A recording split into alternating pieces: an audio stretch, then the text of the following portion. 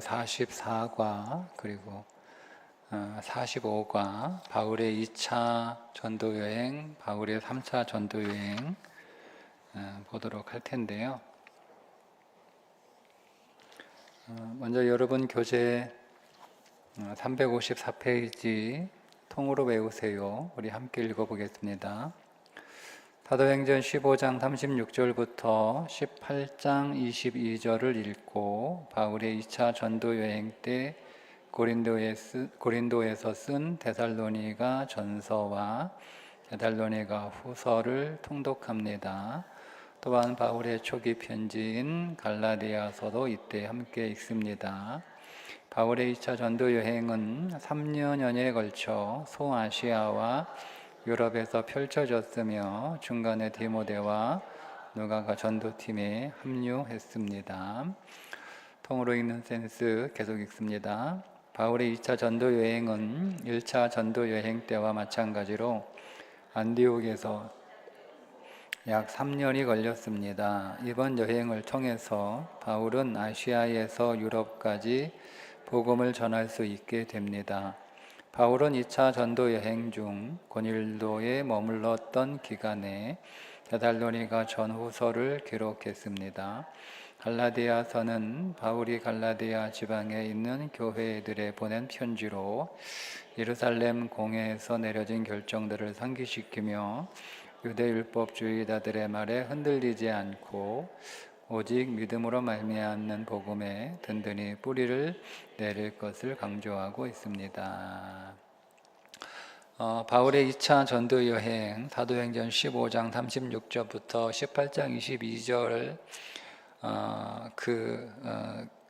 약 3년여에 걸친 시간 안에는 데살로니가 전서 후서를 기록하는 그 시간도 들어있고 갈라디아서를 기록하는 시간도 들어있다. 그러니까 사도행전 15장 36절부터 18장 22절까지의 내용은 데살로니가 전후서, 갈라디아서 동시대의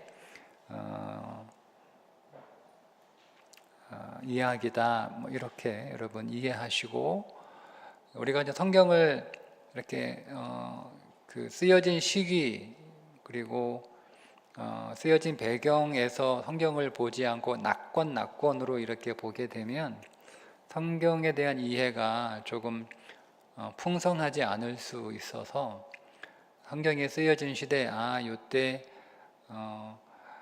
사도행전 15장과 18장 사이가 바울의 2차 전도 여행인데 이 기간에 데살로니가 전후서, 갈라디아서 썼구나, 이렇게 우리가 알고 읽게 되면 조금 더 성경이 우리들에게 입체적으로 다가오겠죠. 자, 먼저 바울의 2차 전도 여행은 1차 전도 여행 때는 바울과 바나바 그리고 마가 세 명이 출발을 했고 중간에 마가 요한이 중도에 포기해서 돌아왔기 때문에 두 사람 바울과 바나바만 이제 1차 선교 여행을 끝까지 마치고 예루살렘으로, 그러니까 안디옥 교회로 돌아오게 됩니다.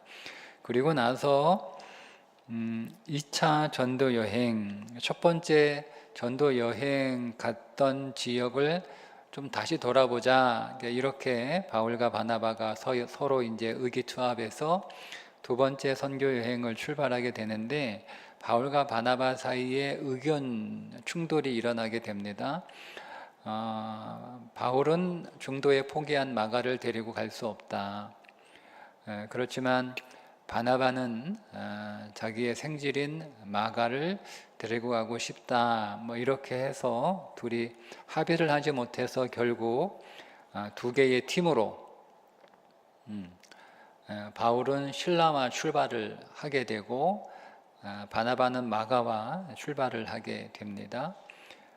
그렇게 바울과 실라가 출발한 바울 팀은 도중에 루스드라에서 디모데가 합류하게 되고 드로아에서 의사 누가가 합류하게 되어 4명으로 불어나게 되고, 마가와 바나바는 2차 전도 여행을 성경에 기록하고 있지는 않아요. 자, 이렇게 해서 처음에 1차 전도 여행은 한 팀이 시작을 했으나 두 번째 선교 여행에는 두 개의 팀으로 나뉘어져서 선교 여행을 했다. 제가 이 부분 새벽기도 설교할 때 우리가 꼭 이것을 바울과 바나바의 의견 충돌로 인하여 서로 성경은 갈라섰다 뭐 이렇게 보고 있지만, 사실 갈라섰다라고 하는, 다투다라고 하는 이 단어가 격려하다라는 단어의 뜻도 있다고 제가 새벽에 설명을 드리면서, 우리가 꼭 이거 아니면 저거, 이렇게 인생은 꼭 이렇게 이거 아니면 저거, 그런 것만은 아니다, 제3의 선택지가 있다라고 새벽에 말씀을 나누었어요. 그러니까 우리는 인생에서 꼭 이거 아니면 저거가 되면 서로 이렇게 갈등하고 다툴 수밖에 없죠. 그러나 서로가 서로에게 격려가 되는, 서로가 둘 다 이렇게 위민할 수 있는 제3의 선택지가 존재한다. 우리가 그것을 찾는 지혜가 필요하다. 이렇게 새벽에 나눈 기억이 있습니다. 자, 이렇게 해서 바울의 2차 전도 여행이 시작이 되는데,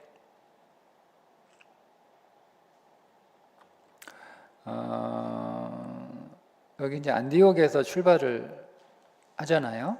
네, 그래서 바울의 고향인 다소로 갑니다. 여기에서 이제 1차 선교 여행의 끝에부터 역순으로 가게 되는 거죠. 더베, 루스드라가 이제 디모데의 고향이니까 루스드라에서 디모데가 합류를 하게 되고, 비시디아 안디옥을 거쳐서, 원래는 이 아시아 지금의 티르키예, 터키 지역, 구터키 지역의 이 2차 전도 여행의 목적지였으나 계속 성령이 막으셔서 결국 드로아까지 내려가게 되고, 드로아에서 마게도냐인의 환상을 보게 되지 않습니까? 자, 요때 이제 마가 요한, 의사 누가가 드로아에서 합류하게 되고, 마게도냐인의 환상을 보고 이제 이 마게도냐 지역으로 2차 선교 여행의 방향을 바꾸게 됩니다. 그래서 네아폴리 항에 내려서 유럽의 첫 관문인 빌립보 성에 들어가, 여기서 자주장사 루디아를 만나게 되고, 빌립보 감옥에 억울하게 갇혔지만 그 일로 인해서 간수장과 그의 가족이 회심을 알려 빌립보 교회에 설립 신자가 되는 놀라운 일이 벌어지게 되죠. 그리고 데살로니가를 거쳐서 데살로니가에서는 이제 한 3개월 정도인가요? 뭐 얼마 오래 머물지를 3주 정도밖에 머물지 못하게 됩니다. 그리고 결국 뭐 쫓겨나게 되는 거죠. 도망치듯. 그리고 베레아에서 여기 이제 이 사람들 매우 신사적이다, 뭐 고상하다 이렇게 설명하고 있고, 거기서 이제 고린도로 아델을 거쳐 고린도, 갱그리아에서 에베소를 거쳐서 이제 그 예루살렘으로 다시 이제 안디옥으로 돌아오게 되는 그런 여정의 2차 전도 여행을 하게 됩니다. 자, 말씀드린 것처럼 데살로니가 데살로니가 지역에서는 3주 정도밖에 머물지를 못해요. 그러니까 복음을 충분히 전하지 못하고 그냥 이렇게 너무 방해가 심해서 3주 만에 쫓겨나듯 그렇게 나오게 됩니다.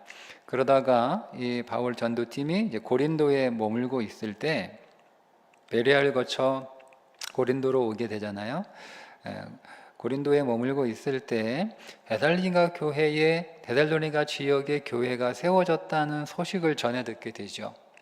더군다나 이 데살로니가 교회의 믿음이 각처에 소문이 났다는 소식까지 들리게 되니 바울로서는 굉장히 기쁘고 자랑스럽고 또 반가운 소식이잖아요.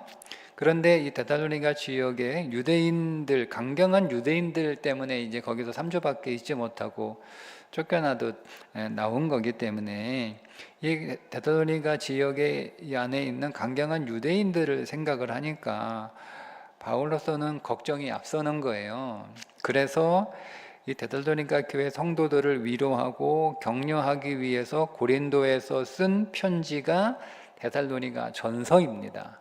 그러니까 데살로니가 전서는 믿음을 막 시작한 사람들이 굉장히 소문이 날 정도로 좋은 믿음의 교회를 세웠는데, 그러나 그들이 위치하고 있는 데살로니가 지역의 상황은 강경한 유대인들로 인해서 여러 가지 시련과 어려움을 당할 수밖에 없으니까 그런 교인들을 위로하고 격려하기 위해서 쓴 그런 내용이 데살로니가 전서의 내용이 그럼 되겠죠.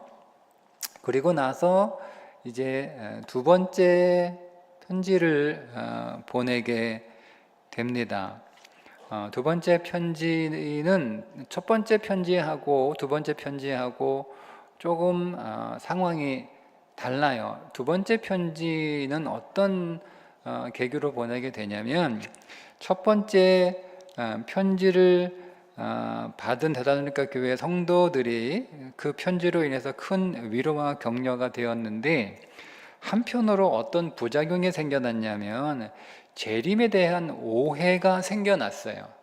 그러니까 예수님의 재림에 대해서 지나치게 그 재림에 집중하다 보니 어떤 일이 벌어지게 되냐면, 시한부 종말론에 빠져 있는 사람들이 다 자기 생활, 자기 집, 자기 가정, 자기 직장 다 이렇게 내팽개쳐 치고 막 이 교회에만 뭐 하루 종일 뭐 몇 날 며칠 교회에만 사는 그런 부작용들이 벌어지게 되잖아요.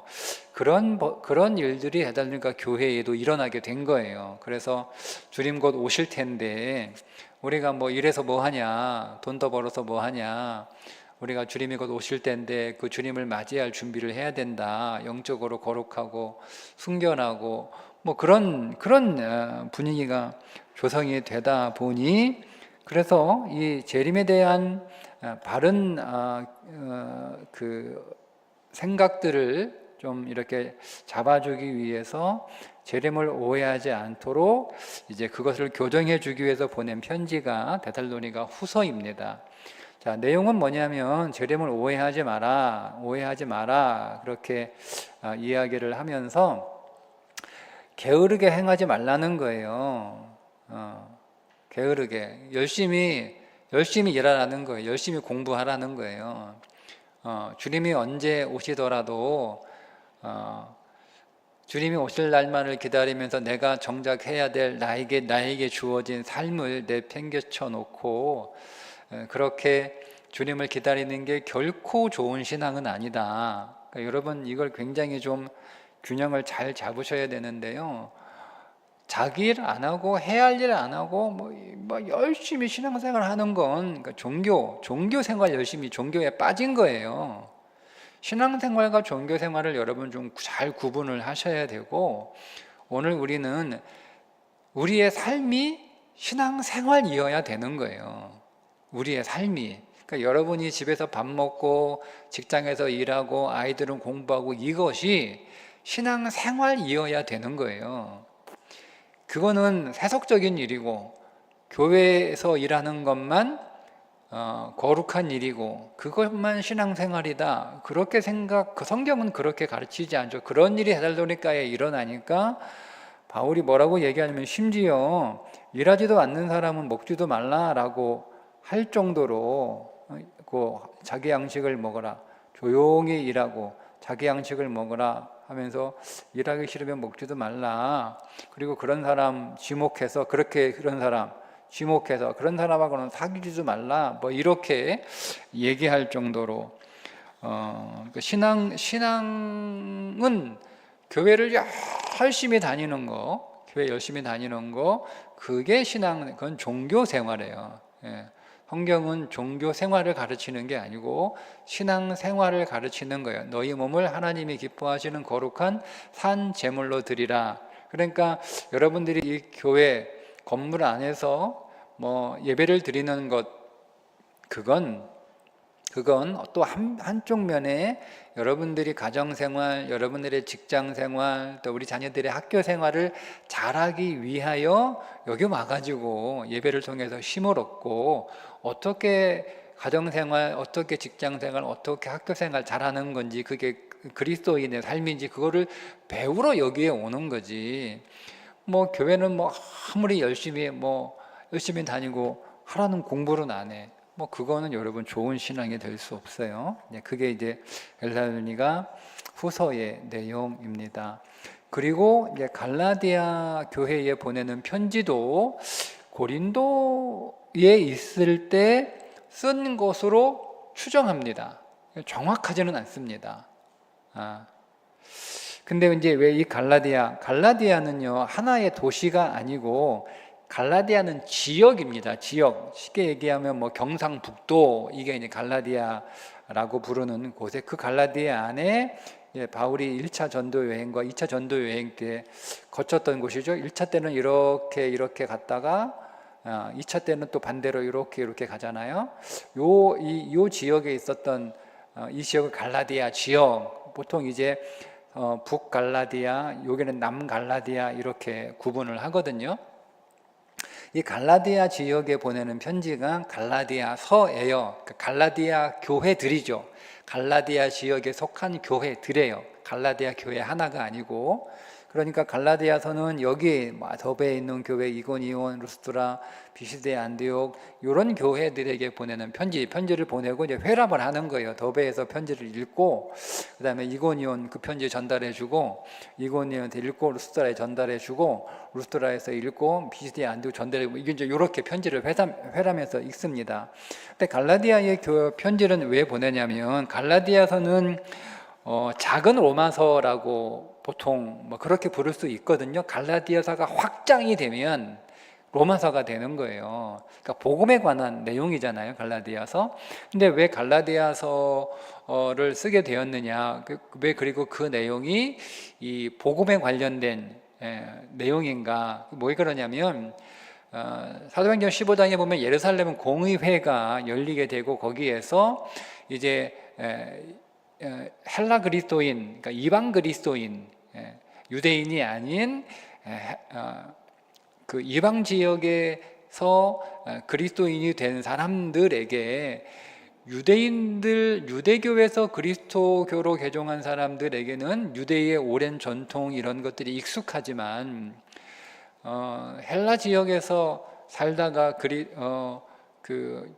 개종한 그리스도인들은 유대적 배경을 가지고 있지 않기 때문에 할례도 받지 않고, 그리고 음식법도 없고 뭐 이런 거 없단 말이에요. 근데 그런 사람들에게 이제 유대 그리스도인들이 너희가 그것들을 해야, 할례를 받아야 구원을 받는다, 뭐 이런 식으로 이제 얘기를 하니까, 바울이 복음을 완전히 왜곡하는 문제이기 때문에 이게 굉장히 심각한 것을 인식을 해서 예루살렘에 가서 회의를 좀 소집해달라 해서 이제 첫 번째 공의회가 열리게 되잖아요.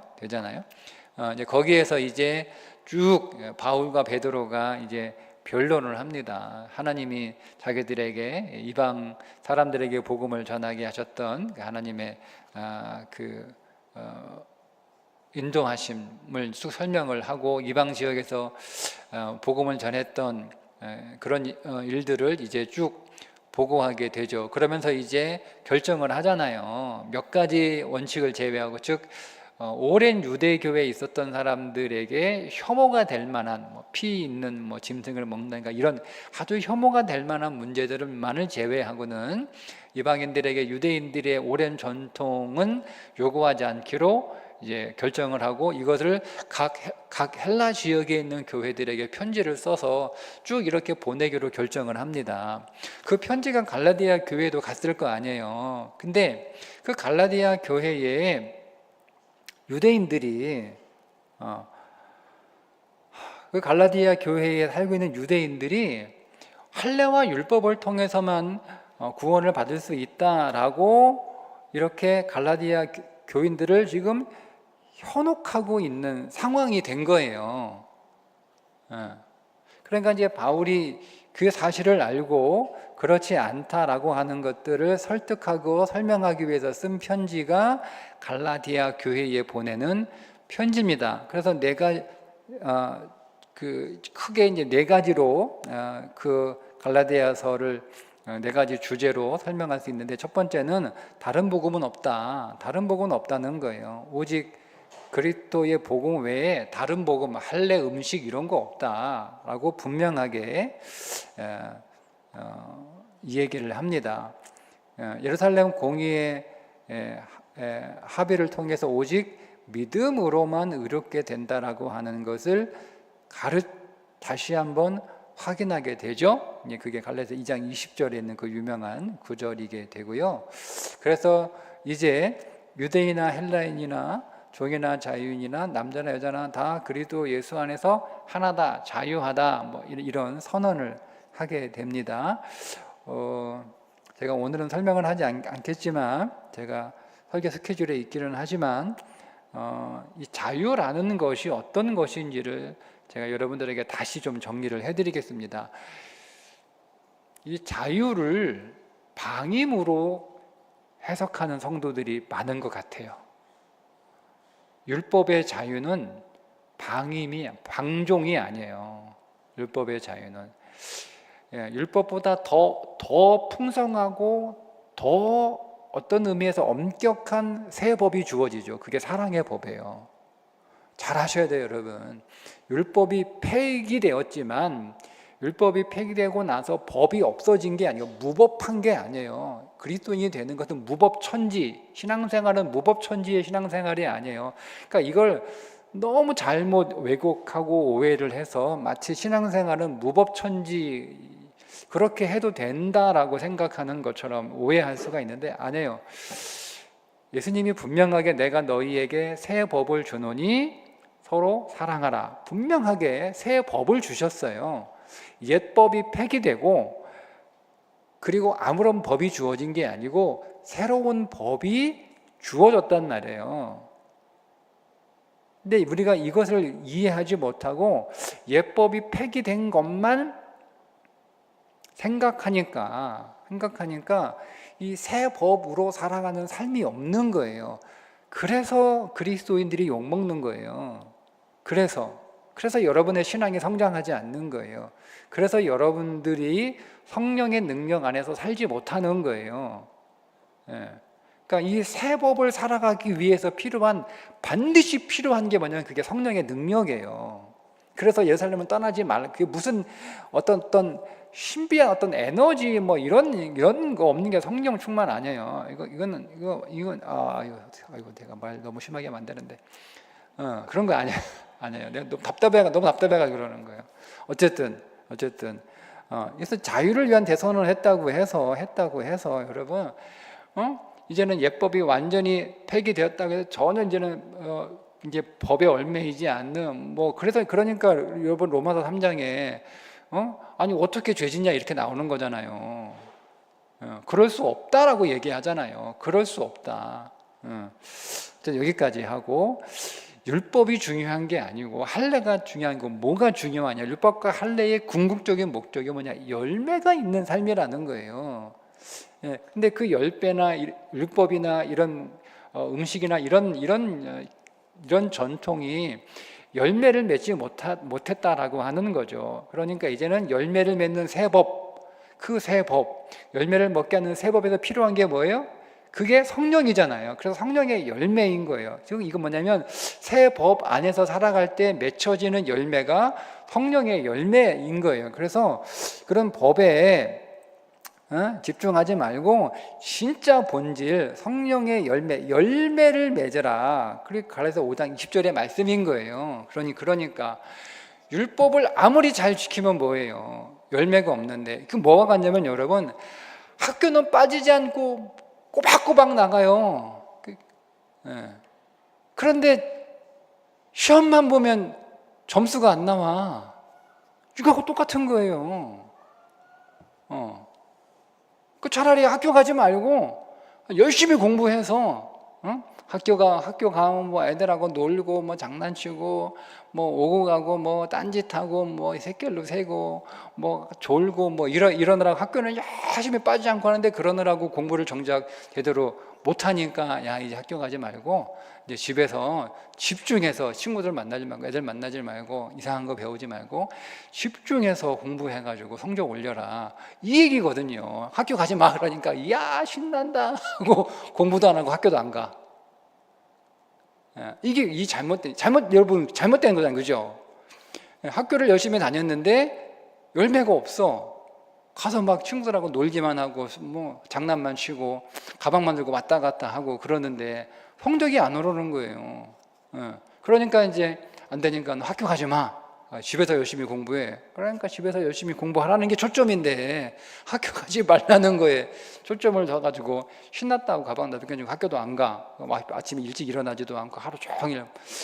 예, 그게 아니라니까요. 열매. 예.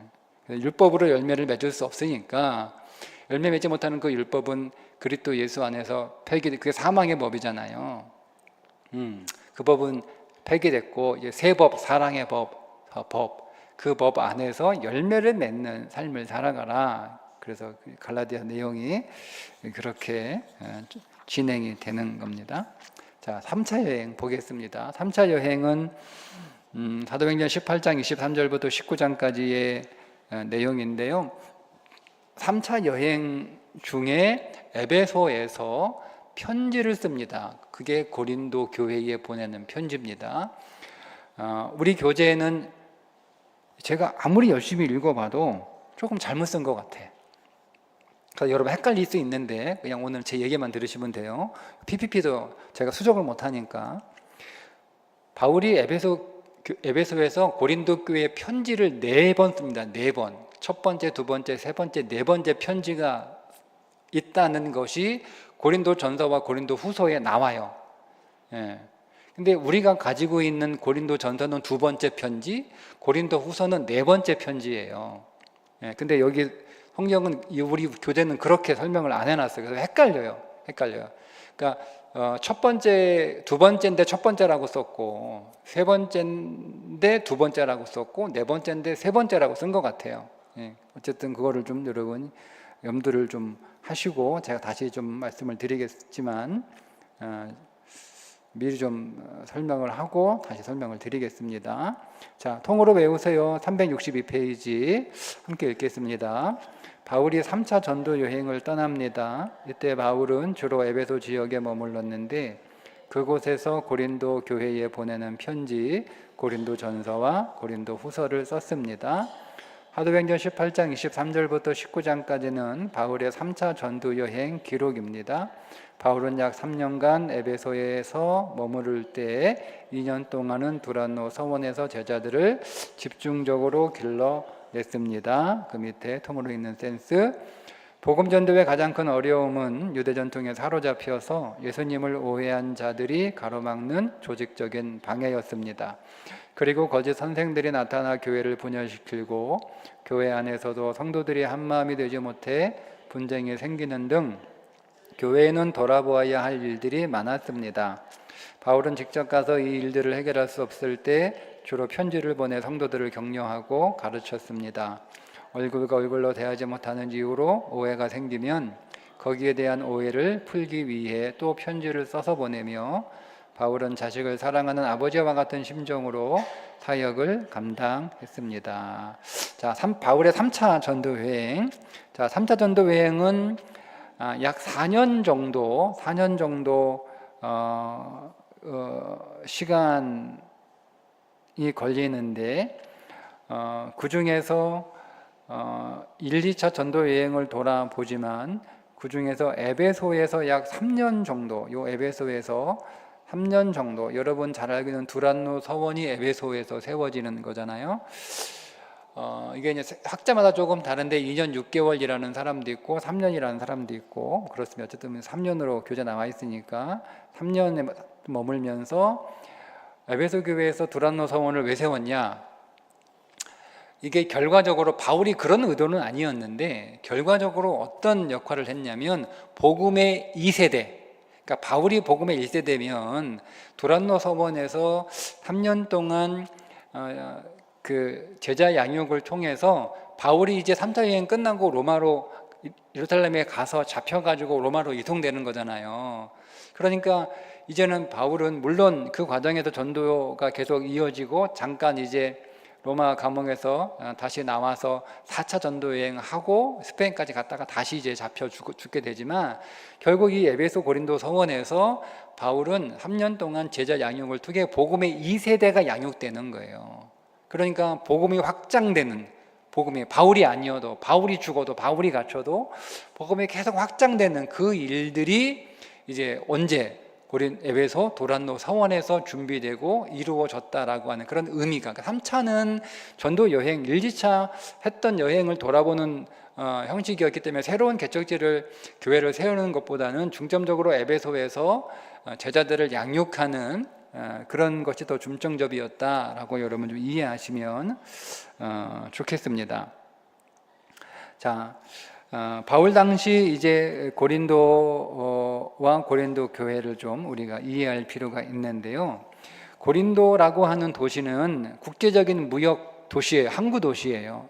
때문에 굉장히 부자들이 많고 여러 가지 문화가 발달하고 지식도 많이 발달하고, 반면에 항구 도시가 가지고 있는 전형적인 특징, 도덕적 부패가 만연하고 다양한 종교들이 그렇게 성황하는 그런 도시가 고린도입니다.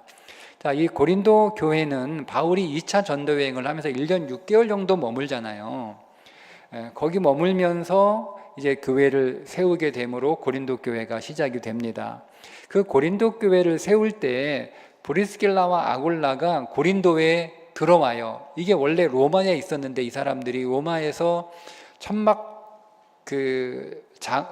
천막을 이렇게 다루는 굉장히 큰 기업을 가지고 있는 사람인데, 그 로마에서 유대인들하고 그리스도인들하고 막 이렇게 싸우니까 로마 입장에서는 유대인과 그리스도인들을 구별하지 못했어요.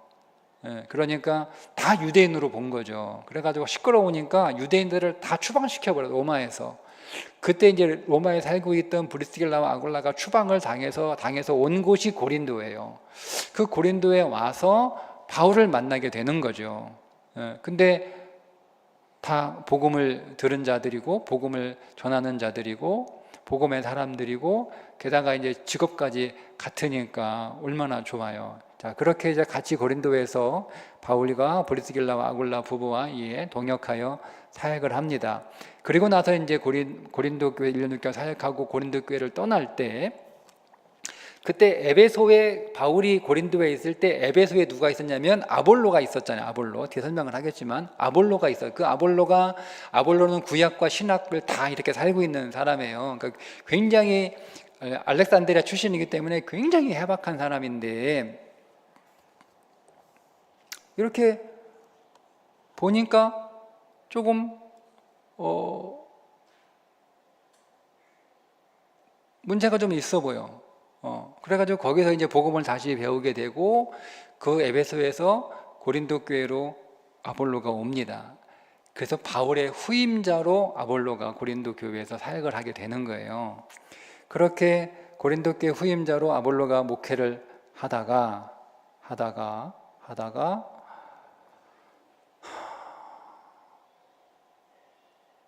바울이 에베소에 있을 때 아볼로가 너무 힘들어가지고 목회 못하겠다고 바울을 찾아가요. 그래서 쓴 편지가 고린도의 첫 번째 편지가 되는 거예요. 그런 스토리가 있다는 거 여러분 좀 이해를 하시면 되겠습니다. 자, 아볼로 누구냐? 알렉산드리아 출신이죠. 알렉산드리아는 학문적으로 굉장히 뛰어난 도시예요. 굉장히 뛰어난. 거기서 에베소에서 활동을 한 유대인이었습니다. 언변이 좋고 성령에 능통했다라고 얘기하죠. 그런데 좀 그래요. 잘 그래. 좀 부족해. 이거를 이제 브리스길라 아굴라가 들었어요. 보고 와가지고 조용히 불러다가 하나님의 도를 정확하게 풀어서 설명해 줘요. 깨달아요. 그리고 그 에베소에서 아가야 지역으로 파송이 되고, 그 아가야 지역의 수도였던 고린도에서 이제 사역을 하게 되는 거죠. 그러다가 이제 목회가 너무 힘들어, 어려워요. 그래서 에베소에 있는 바울을 찾아가. 나 목회 못하겠다. 이렇게 하는 거예요. 예. 자, 왜냐하면 고린도 교회에 이제 어떤 문제가 생겼냐면, 고린도 교회에 대단한 사람들이 지나간 거예요. 고린도 교회에. 자, 바울이 왔다 갔죠. 근데 베드로하고 연관되어 있는 사람도 있었나 봐요. 그리고 거기 이제 아볼로가 오잖아요. 그러니까 아볼로도 대단한 사람, 베드로도 대단한 사람. 왜냐하면 바울이나 아볼로는 정통 유대인이 아니잖아요. 근데 베드로는 또 정통 유대인이잖아요. 그러니까 이 사람들 사이에 이제 계보가 생긴 거야. 사실 파당이 생긴 거죠. 나는 아볼로파, 나는 바울파. 그러니까 바울한테 배운 사람은 바울파, 아볼로한테 배운 사람은 아볼로파, 게바한테 배운 사람은 게바파, 일서도 아니면 나는 그리스도파, 뭐 이렇게 해가지고 네 개의 파벌이 생기니까 이 사람들이 맨날 싸우는 거라는 거야. 그러니까 아볼로가 얼마나 골치가 아프겠어요. 교회에 파당이 하나만 있어도 힘든데 4개씩이나 있으니 오지 다 맞춰야 되는 거야. 아볼로파라고 하면 자기 직권 좋아한다고 또 세계가 막 옆에서 막 뭐라 그러고, 또 바울파 뭐 신경 쓰면은 또 아볼로파가 막 그러면서 또 막 하고, 하여튼 골치 아파. 골치 아파. 그래서 간 거예요. 자, 고린도 교회에 여러 가지 문제들이 생겼어요. 결혼의 문제, 소송의 문제, 우상 제물의 문제, 성만찬의 문제, 성령 은사의 문제, 부활의 문제, 이런 문제들이 아주 많아요. 얼마나 문제가 많아요. 진짜 문제 많은 교회, 고린도 교회. 나쁜 것만 있었던 건 아니에요. 고린도 교회는 그래도 은사도 있었고 사랑도 있었고 장점도 많았어요. 근데 성경은 그거를 좀 이렇게 잘 이렇게 보이지 않게 좀 숨겨놓은 건 아닌데, 그러니까 유심히 보면 고린도 교회 그대도 거기는 사랑이 있고 은사가 있었던 교회였다 우리가 알 수가 있습니다. 자, 그러면 결혼의 문제는 어떻게 해결하냐? 결혼의 문제. 이 문제가 왜냐면, 결혼 안 하고 순결하게 살아가는 게 우리가 그리스도의 신부인데, 결혼하는 것보다 안 하는 게 더 순결하다는 거예요. 그러니까 성경은 그런 형식적인 거 일체 거부합니다. 성경은. 그게 중요한 게 아니라 결혼하고 안 하고가 중요한 게, 결혼했다고 순결하고 결혼 안 했다고 뭐 불결하냐? 절대 그런 거 아니다. 그거 하지 말고, 형식이 다 형식이잖아요. 결혼하든 안 하든 뭐 하라는 거예요? 너희 몸으로 뭐 하라고요? 하나님께 영광을 돌리는 삶을 살아가. 이거 고민해야지. 나는 뭐 평생 독신 서원해가지고 나는 결혼 안 하니까 나는 순결한 그리스도의 신보다 뭐 이런 식으로 신앙을 그런 식으로 엉뚱하게 하지 마라 이거예요. 그러니까 결혼 문제는 해결해요. 몸으로 영광을 돌려라. 결혼 생활하고 안 하고 그건 중요한 거 아니다. 소송 막 고발하고 난리가 났어요. 뭐라는 거예요? 고발하지 말라는 거예요. 차라리 속아라. 그게 훨씬 유익하다. 예? 옳고 그른 거 따지지 말고 저거네 나 속였어, 나한테 사기쳤어, 이런 거 하지 말라는 거예요. 교회 안에서 제발. 그냥 속으라는 거. 그게 훨씬 낫다. 신앙 안에서 속는 게 훨씬 낫다. 알고도 속아주는 거, 알고도 모른 척 해주는 거, 그게 훨씬 낫다는, 그게 성숙한 신앙이라는 거예요. 우상에 바친 제물 문제, 우상에 바친 제물 이거 먹어야 되냐 말아야 되냐, 뭐 자꾸 이거 가지고 싸우잖아요. 그러니까 또 얘기하죠. 형식은 중요한 게 아니다. 먹고 싶은 사람은 먹고, 먹기 싫으면 먹지 마라. 이거에 간단한 거예요. 근데 그거 가지고 뭐 먹는 게 문제네, 뭐 안 먹는 게 문제네, 뭐 이거 가지고 하지 마라. 그러나 다만 뭐라는 거예요? 배려하라는 거예요. 연약한 자들을 위해서 배려. 내가 이거를 먹는 게 나는 아무런 꺼리낌이 없지만 이걸로 인하여 누군가가, 연약한 자가 내가 우상제물 먹는 걸 인하여 시험에 들고 실족하게 될 일이 있으면 먹지 말라는 거예요. 누구를 위해서? 그 사람을 위해서. 그게 능력이라는 거예요. 그게 능력. 여러분, 신앙은 하고 싶은 거 하는 게 능력이 아니에요. 할 수 있지만 다른 사람의 영혼을 위해서, 신앙을 위해서 내가 절제하고 내가 참고 하는 게 그게 능력이라는 거죠. 나는 뭐 이거 귀신이 어딨어? 귀신이 어딨어? 귀신 없어. 난 이거 먹어도 돼. 막 그게 막 마치 믿음이 강한 것처럼 그거 아니라는 거예요. 예? 그러니까 모든 것이 가하나 모든 것이 유익한 건 아니다. 예? 옳고 그름이 중요한 게 아니에요, 여러분. 성경은 바울은 뭘 가르쳐요? 옳고 그름을 법을 안 가르치잖아요. 유익하냐, 유익하냐. 유익한 게 선이라는 거예요. 유익한 게. 예. 우리는 다 할 수 있지만, 그러나 다 유익한 건 아니야. 무익한 건 하지 말라는 거예요. 그것이 법적으로 전혀 문제가 안 돼도 무익하면 하지 말라는 거예요. 모든 것이 다 가능하지만 모든 것이 다 덕을 세우는 건 아니라는 거잖아요. 덕을 세우는 게 중요한 거예요. 옳고 그름이 중요한 게 아니고 덕을 세우는 게 아니에요. 자기 유익 구하지 말고 뭐라고요? 남의 유익을 구하라. 이렇게 해결합니다.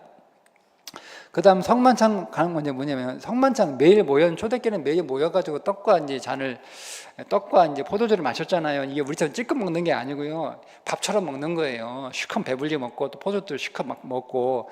근데 문제는 뭐냐면, 직장이 좋은 사람들은 정시 퇴근한단 말이에요. 칼퇴근.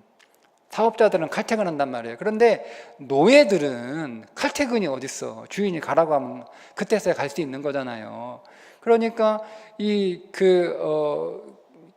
남의 밑에서 집에서 일하는 직장이나 이런 사람들은요, 늦게 와요.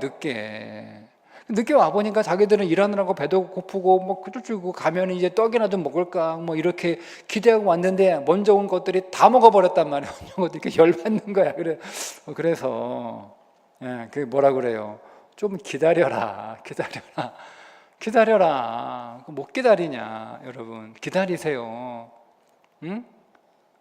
여러분, 나는 능력 있고 나는 실력이 있어서 잘하지 마. 근데 그렇지 못한 사람 있잖아요. 기다리세요. 기다리세요. 뭐 자꾸 못한다고 뭐라고 하지 말고 먼저 가지 마시고 좀 기다려 주세요. 이게 신앙이라는 거예요. 성령의 은사, 성령의 또 고린도 교회 장점, 성령의 은사가 풍성했거든요. 이거 성령의 은사 가지고 막 자랑해. 근데 바울의 결론은 이거예요. 사랑 없으면 아무것도 아니다. 여러분, 이건 뭐예요? 이런 거죠. 뭐 교회 돈 많다고 자랑해, 난 학벌 좋다고 자랑해, 직장 좋다고 자랑해, 막 자랑해. 예? 그죠? 그럼 바울이 오늘 뭐라는지 아세요? 다 소용없어. 그 울리는 꽹과리에 불과한 거야. 사랑 없으면 다 아무것도 아니야. 그러니까 뭐 좀 있으면 그렇게 하지 말고 뭐 어떻게 하라는 거예요? 품위 있게 좀 살아라. 품위 있게. 뭐라고 또 어떻게 해요? 질서 있게. 품위 있게. 부활에 관한 문제. 부활에 관한 고린도 15장 부활장인데, 요거는 제가 내년 1년 내내 부활 얘기할 건데 그때 제가 더 자세하게 설명을 하겠습니다. 여기 설명이 이렇게만 써놔가지고요. 핵심은 이거예요. 고린도전서 15장의 핵심은 뭐냐면, 네가 부활의 증인이 되라는 거예요. 사람들에게 부활을 믿어라. 예수님 무덤 없다. 뭐 이런 식으로 예수님의 부활을 설명하지 말라는 거예요. 네가 부활의 증인이 돼서 너의 부활을 통하여 예수 그리스도의 부활을 믿게 하라는 거예요. 이게 15장의 핵심이에요. 성경은 부활을 무슨 과학적으로 무덤이 있느니 없느니 이런 거 가지고 부활을 설명하지 않아요, 여러분. 성경에 그런 내용이 사실 없어요. 고린도 15장도 우리가 번역을 약간 아쉽게 해가지고 얘기했는데 그렇지 않아요. 정확하게 여러분 원문에 보면 네가 부활의 증인이 되라는 거예요. 네가 부활의 증언. 그게 15장이에요. 부활 가지고 부활이 있네 없네, 어떻게 죽은 자가 살아나니, 무슨 소리야, 죽은 자가 다 살수 있어, 이런 얘기 하지 말고 네가 부활의 증인이 되면 예수 그리스도의 부활은 우리가 과학적으로 무덤이 있다 없다 이런 얘기 안 해도 사람들은 다 예수의 부활을 믿는다. 이 얘기가 고린도 15장의 말씀의 그 기본 메시지입니다. 이건 제가 다시 1년 내내 할 테니까 그때마다 더 정확하게 설명을 해드리겠습니다.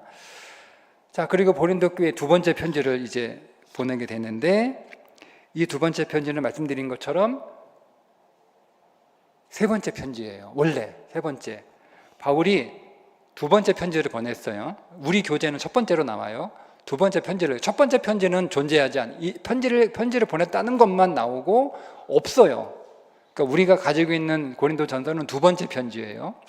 그 두 번째 편지를 보내고 나서 편지를 보냈으면 뭔가 반응이 있어야 될 거 아니야. 그러니까 반응이 너무 냉랭해. 그러니까 사람들이 바울의 편지를 받고 변화되고 했는데 변화되지 않는 거예요. 그래서 바울이 너무 화가 나가지고 세 번째 편지를 보내요. 그게 준엄한 편지 혹은 눈물의 편지, 눈물을 흘리면서 편지를 보내는데 굉장히 준엄한 편지예요. 가만두지 않겠다 막 이렇게 눈물을 흘리면서 안타까운 마음으로 편지를 쓰는데 내가 너희들 가만두지 않겠다 이렇게 편지를 쓰거든요. 그게 두 번째 편지예요.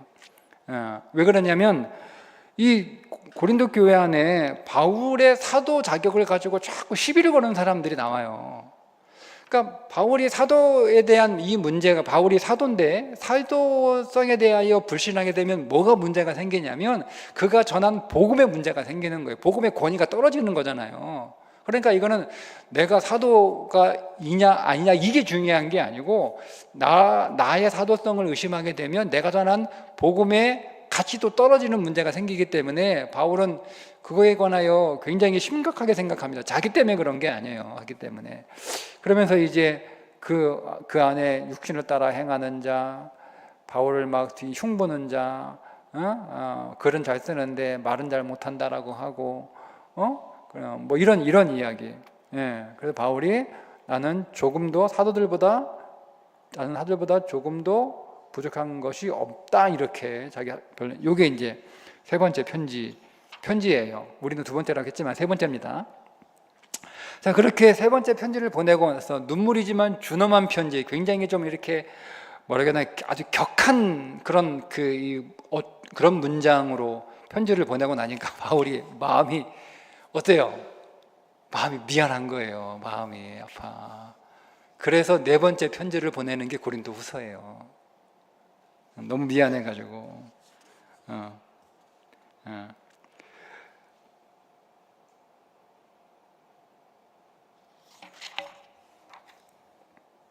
자, 요건 보지 마세요. 보지 마세요. 내용 좀 잘 안 맞아요.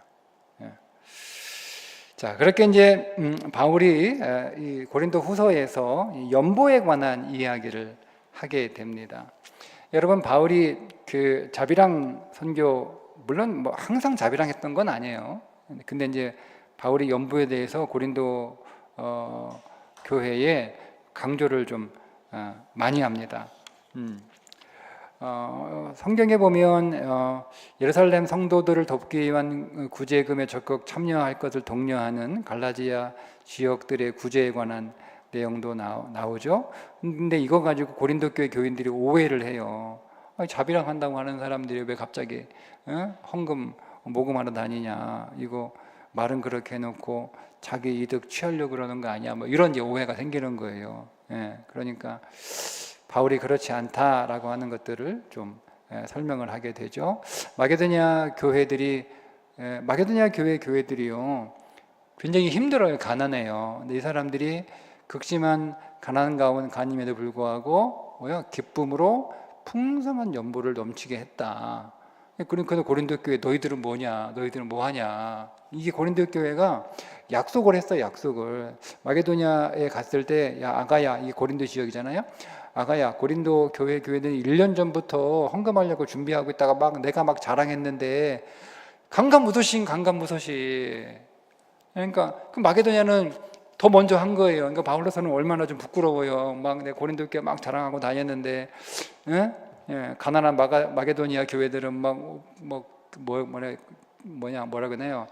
넘치는 정도에 지나친 그런 헌금을 했는데 안 하고 있으니까 바울이 부끄럽잖아요. 그러니까 내가 가서 너희들 헌금 거들어 간다. 제가 표현을 그렇게 하는 거예요. 이해를 돕기 위해서. 바울은 그렇게 얘기 안 했어요.